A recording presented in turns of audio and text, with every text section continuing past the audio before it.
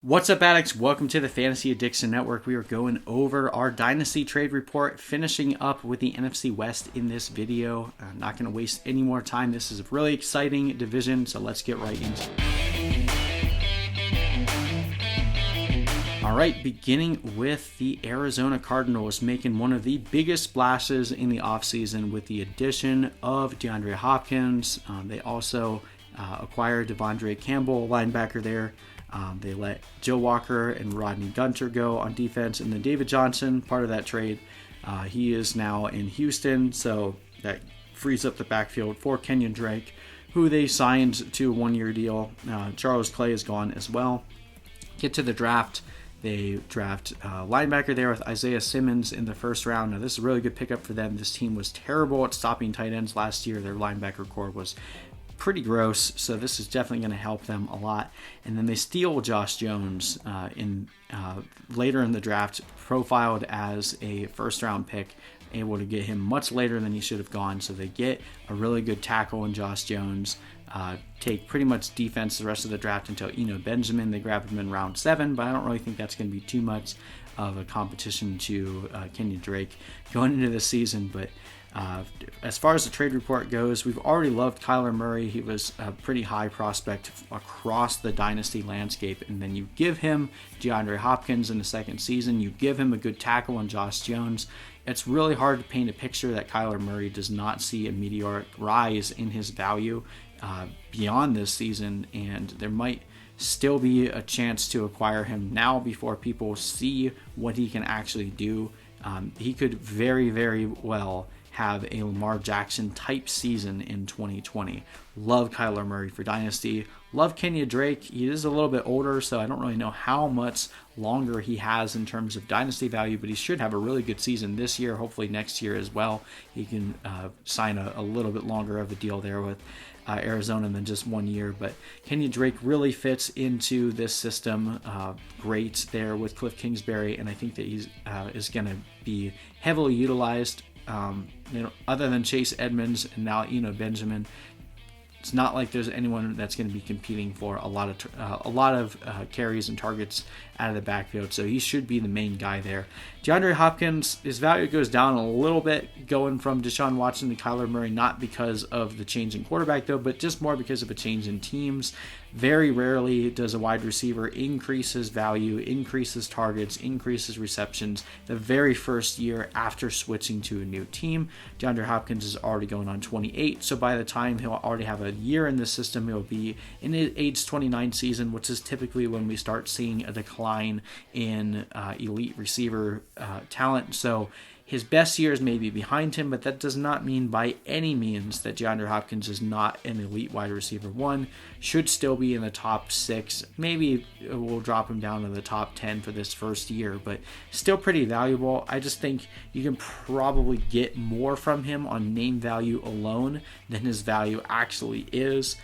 He still carries a really hefty price tag, and if you can trade him for a really, really good deal, I'd probably do it right now, because if he has a downtrend season, people are going to look at him and be like, he's 29, he just had a bad year. You already know the story. If you have Odell Beckham, you know how this goes when a really good receiver gets traded to a new team and has a bad first year. So even if he's great in 2 years, you're probably going to be stuck with him if you stick it out this year and he doesn't perform in terms of the same value that he's had before. So again, I just don't really see his value going up any further than it is right now. Christian Kirk obviously gets a little slighted with losing the opportunity to be the number 1 receiver here. I don't think he's going to be much different than he was last year, which was still a really useful fantasy asset. Playing outside of DeAndre Hopkins might even have some better games, because now he's not going to draw the number 1 corner on the other team. You're going to have to focus on Hopkins, might leave Christian Kirk open a little bit more, and he has the rapport with Kyler Murray already, so there is a realm of possibilities that Christian Kirk actually outperforms DeAndre Hopkins in year 1. I wouldn't bet on it, but it's definitely in the range of possibilities.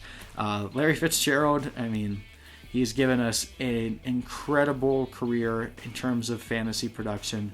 And while it's hard to see him actually doing anything fantasy relevant this year, it's not like you're dropping him. He could still slot in as a nice waiver, like bye week or injury flex for you.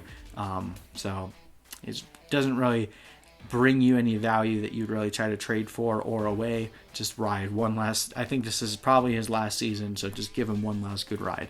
Andy Isabella and Hakeem Butler are both guys you can stash. Probably not someone I'd let sit on the waiver wire for too long. One of those guys will most likely emerge and take over the Larry Fitzgerald role in the years to come. And then an interesting name I've been looking at a little bit more, and I want to talk just real quick about, is Dan Arnold. So obviously last year this wasn't a tight end team that had any tight end value. Charles Clay had a few okay games, but nothing really good there. Max Williams, mostly a run blocking tight end. They pick up Dan Arnold from waivers. The Saints have dropped him, and then in week 7 he ends up with over 70 yards and a touchdown in his final game there. Beat reporters have been talking him up a little bit over this offseason. Charles Clay is now gone. We know that Max Williams, again, is mostly primarily a blocker. Dan Arnold is actually a pretty prolific profile. He just played for a really small school, but really high speed score, really high 40 time, really good production profile overall, and really like what he potentially brings to this team heading into 2020. If you have an extra spot, it's worth a shot for a tight end. He's only 25. If Kyler Murray really does see the jump in his production going into this season, Dan Arnold could actually be a decent tight end this year. So just a name to throw out there if you're looking for a dart throw at tight ends. All right, let's jump over to the Los Angeles Rams. Now, not doing too much in terms of adding in the offseason. They add Leonard Floyd, an edge rusher there, and Ashawn Robinson to the defensive line. But Todd Gurley and Brandon Cooks are gone on offense. They let Dante Fowler go. Corey Littleton is gone. Clay Matthews, Eric Weddle, and then Greg Zuerlein goes to the Cowboys. Another plus for the Cowboys. And then in the draft, their first overall pick, they grab Cam Akers. Then they grab Van Jefferson out of Florida. They grab Terrell Lewis, an edge rusher, and Terrell Burgess, a safety. And then they grab a tight end and Bryson Hopkins after they already have Gerald Everett and Tyler Higbee there. So very interesting draft overall. I'm really curious to see if this team will ever have a first-round pick, just based on the way that they trade them away and then let those assets go.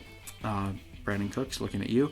But this team is mostly going to be the same. If anything, you could argue that their defense will be a little bit worse. Their offensive line they didn't do anything to improve their offensive line, which was already one of the worst in the NFL. They did sign Andrew Whitworth to a long-term deal. He's their best piece on their offensive line, but he can't do everything alone. Jared Goff didn't really see any movement to his fantasy value, but it was already kind of low. Not someone that I'm really actively trying to acquire. Cam Akers, I think, went up. I do project Cam Akers to get the majority of work in this backfield because I don't believe this team believes in Darrell Henderson. His value was going up in a lot of places, and we kind of held him steady until we saw the draft happen, and then Cam Akers happened. So I don't really think Darrell Henderson is worth any more than he was before they let Todd Gurley go. And Malcolm Brown is still an interesting stash. We saw how much they used him last year. I wouldn't be surprised if we saw a similar usage again this year. So this could be kind of a mess with a bad offensive line. It could end up being kind of a committee. I do really like Cam Akers from a talent perspective, and I think that he'll be able to eventually win this backfield to the point that he's getting the majority of the work, even as early as the middle point in this season. But the first couple weeks could be pretty ugly. Cooper Kupp and Robert Woods both see their value go up with the absence of Brandon Cooks. But I do think that overall Tyler Higbee will also see a good number of the targets that were originally going to Brandon Cooks, at least from last year.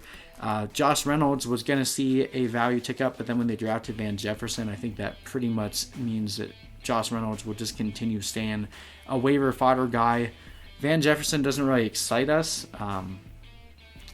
It's not like he can't develop into a role eventually, but someone that I don't really project there to be too much value, at least not until either Cooper Kupp or Robert Woods move on, which will be soon enough. So someone worth stashing on your bench. But poor Josh Reynolds, he was finally going to see a value up. But really, really like Tyler Higbee. I think we saw last year what happened once Brandon Cooks had gone down with that concussion. They really started using Tyler Higbee in a pretty predominant pass catching role, and for weeks and weeks in a row, he was pretty much open every time they threw the ball to him. So really good at creating space for Tyler Higbee in that offense. I think he's going to be a very good pass catching option this year. Don't know how long he'll be able to continue staying valuable. This might be a 1 or 2 year type thing, but Tyler Higbee is a pretty cheap tight end option that you might still be able to acquire pretty cheaply in trades. Don't really believe in Gerald Everett. He'd be on my waiver wire. Okay, looking at the 49ers, this team made some of the least moves, which, considering they were one game away from, well, they were in the Super Bowl. They were one win away from winning the Super Bowl, for what it's worth. Grab Trent Williams from the Redskins there and get a pivotal piece to help improve this offensive line. Emmanuel Sanders is gone, and they let DeForest Buckner go, but they turned him into Javon Kinlaw in the first round. Matt Breida is gone, but he was one of a 5-member committee there. And then they add Brandon Ayuk, who's kind of a redundant asset to Deebo Samuel, but I think that's what Kyle Shanahan wants to do, is just create an offense of explosive yak monsters that you can just create space for them and then just turn 5-yard catches into 30-yard plays. So really like what this team is doing from an NFL perspective. It's really hard to project for fantasy. Jimmy Garoppolo is probably going to be pretty similar in future years. Very low pass volume. He'll have some really efficient games when the game script calls for it. And then he'll have some games where he only throws the ball like 20 times because their run game is doing everything. So Raheem Mostert and Tevin Coleman see their value go up with Matt Breida going. Jeff Wilson and Jerick McKinnon are still there, but they're probably people that you can just let sit on the waiver wire. I still really like Deebo Samuel. Between him and Brandon Ayuk, I would prefer Deebo. If the person that owns Deebo is afraid of what's going to happen to him now that they've added Brandon Ayuk, I would go try to buy Deebo Samuel low. I think he'll end up having a much more productive season this year, and wouldn't be surprised if they are similar to kind of like how we see Cooper Kupp and Robert Woods have a similar value for their team. I would imagine that Deebo Samuel and Brandon Ayuk will be very comparable in years to come, but if you can get Deebo Samuel for a little bit cheaper than you were able to before the draft, I would go for it. Kendrick Bourne also has some sneaky upside as well. They used him a lot in the red zone last year, and with Emmanuel Sanders gone, Brandon Ayuk coming into this system as a rookie, we could see Kendrick Bourne used a little bit more early on. And then George Kittle is obviously the main engine of this team. He is the tight end one. Probably not going to get him for anything other than a very expensive price, but especially in tight end premium leagues, it's really hard to undervalue an asset like George Kittle, like a Travis Kelce. They just give you such significant upside in that position. So don't sell him if you have him, I guess is what I'm trying to say, unless you get a king's ransom for him. You get an elite running back, elite receiver, or really good draft capital on top of some really good players, then maybe it makes sense. Obviously, there's very, very rarely is there an untradeable asset, but make sure the value is there before you trade a guy like Kittle. All right, and the very last team that we're going to go over, the Seattle Seahawks, added Philip Dorsett and Greg Olsen to the passing game there, let Jerron Brown and Josh Gordon go. George Fant, DJ Fluker, and Jermaine Ifedi are gone on their offensive line.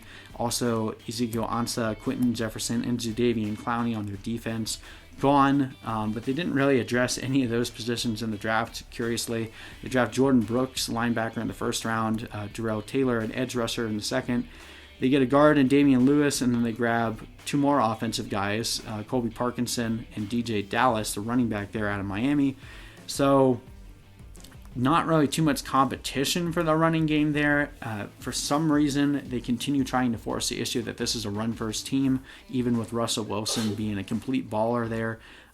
So you can't really bring Russell Wilson's value up anymore, but I still really like him.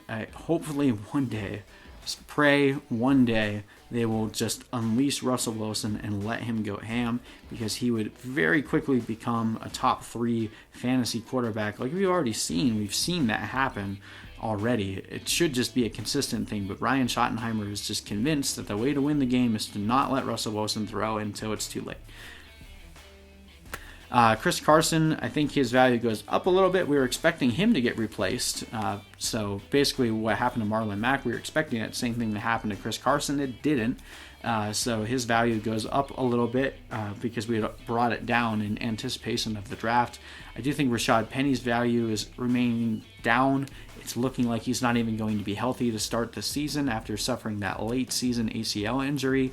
DJ Dallas could end up taking over that role. And if Chris Carson's fumble injuries or fumble issues continue to emerge, we could see a Rashad Penny DJ Dallas committee here by the end of the season. So kind of a toss-up there. You kind of want to own all those guys in Dynasty because any one of them could end up being the guy for the rest of the season. There's not really much clarity there, so it's a situation I try to stay away from unless you can have everybody, because someone's going to be valuable. You just don't know who is going to remain valuable for the whole season.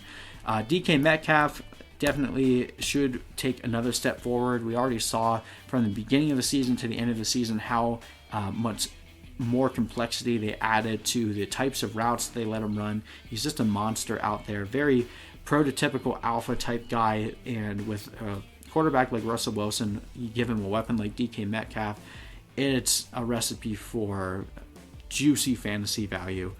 Tyler Lockett, getting a little bit older, but his value pretty much stayed stable with only the addition of Philip Dorsett and the loss of Jerron Brown. I don't really see this wide receiver core as much different than it was last year, and last year is pretty much Tyler and DK and nobody else. I mean, you might even be able to buy low on Tyler Lockett because for some reason his value seems to be depressed right now, even though he hasn't really done anything to bring it down other than the fact that the Seahawks offense just doesn't like to throw the ball nearly enough. But you have to think that eventually that is going to change. Maybe I'm just insane though. Greg Olsen comes here to shore up the tight ends core here with Will Dissly recovering from yet another devastating injury. Send prayers out for him. Jacob Hollister is probably a guy you can drop. So Greg Olsen could end up being a very boring tight end one this year that gets enough production to be worthy of starting each week, but never really doing enough to move the needle. I can't talk today, guys. But yeah, really like Greg Olsen in redraft. Not someone I'm looking to hold on to in Dynasty. If you can get, especially if you're in a rebuild, there's really no reason to hold Greg Olsen. Probably acquire him or trade him for like a third-round pick or something that at least give you some future value, or an underrated receiver that you're hoping will break out. So not holding on to him unless if you're in win now and you just need some depth at tight end. I guess that would be why you'd hang on to Greg Olsen. But I mean, he'll probably end up having a decent year. We know Russell Wilson likes to target tight ends, especially in the red zone, and we don't know if Will Dissly will be able to completely recover from this last injury. So Greg Olsen could have a pretty decent season with a 8 touchdown upside. So we'll see. But that pretty much concludes our trade reports. Obviously, as things continue to go on, we will continue to adjust our rankings, which you can access for free. Go to fantasyaddictionnetwork.com or click the link in the description, and we'll keep you guys posted on all the latest and breaking news across the NFL. We're slowly shifting from Dynasty to redraft as the summer approaches. Hopefully we'll get more news in terms of what's happening with training camps. They did release the NFL schedule about a week ago. With everything going on right now, we're still kind of on pins and needles as to whether or not things will go according to plan. So we'll just keep adapting as everyone else does, keep you guys in the loop with all the news, give you guys some really interesting strategy pieces here over the course of the next couple of weeks. We'll be breaking down some stuff for best ball, looking at some different draft strategies over time, probably continue focusing a little bit more on Dynasty until we get into about June. So be on the lookout for that. If that sounds interesting to you, you guys like this video, do us a favor, hit that subscribe button, and we'll see you in the next video.